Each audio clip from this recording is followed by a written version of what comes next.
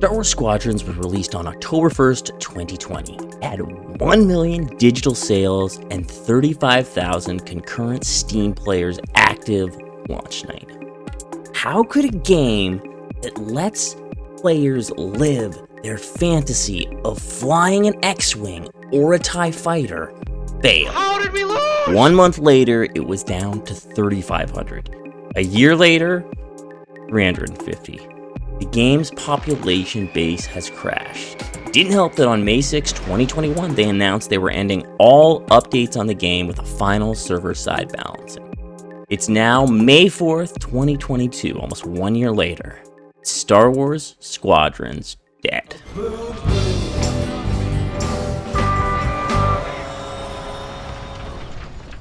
The most common post on Reddit, we see it all the time, is people struggling to find a game or looking to get the game and asking, is this game dead?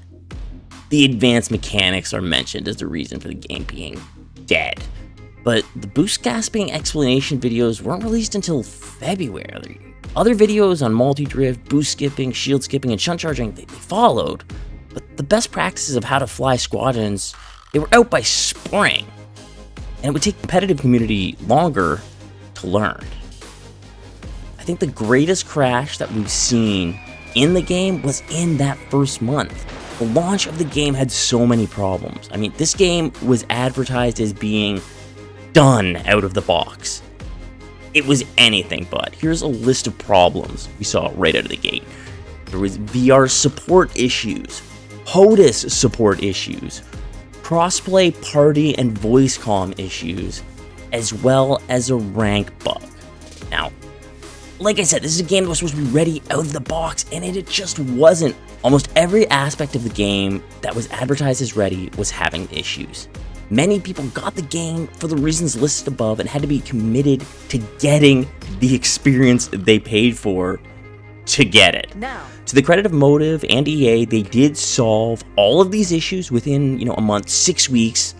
The damage may have been done at that point. The player base fell off a cliff compared to that launch night. If it wasn't those issues, then it was another very real issue with the game. It's hard. This isn't a first-person shooter that people have some background experience playing, or a fighter. This is a whole new genre. A flight game is a new game, and the power management system that is used in Squadrons is complicated, to say the least. It's not intuitive, and as someone who played a lot in the early days, for me, it took a long time to click. The first 6 months of the game saw far more updates and support than was ever promised. They went beyond just fixing the launch problems.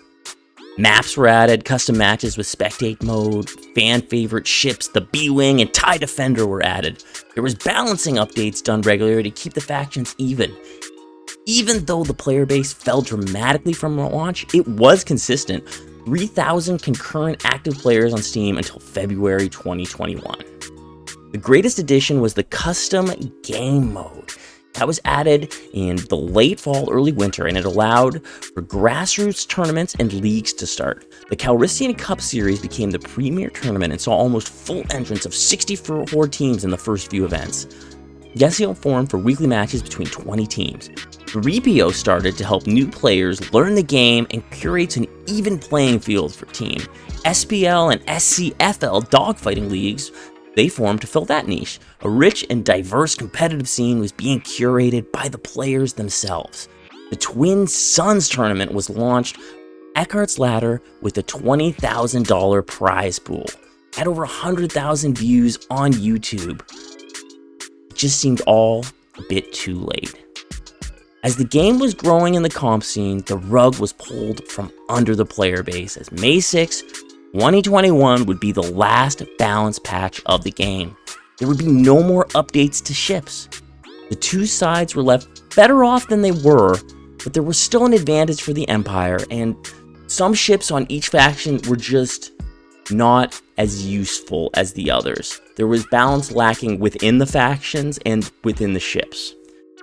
This is a time frame when the player base started to dip below 1,000 players into 500, the game being sunsetted added to people putting it down.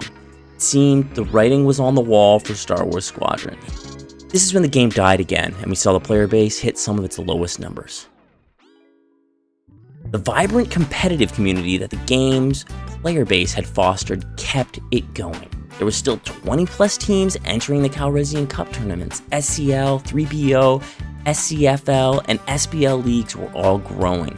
When the Cal Cup series culminated in fall 2021, awarding a $5,000 prize pool, many players saw this as the end of the comp scene. But that didn't happen. Though some players retired, most have returned over the last 8 months.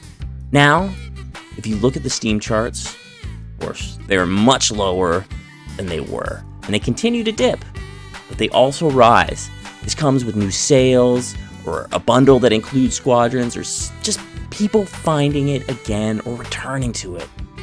The game just won't die.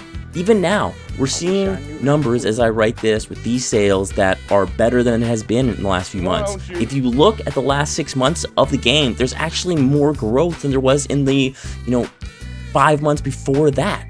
It's hard to predict what the future of Star Wars Squadrons will be. But one thing is for sure, Star Wars Squadrons is not dead.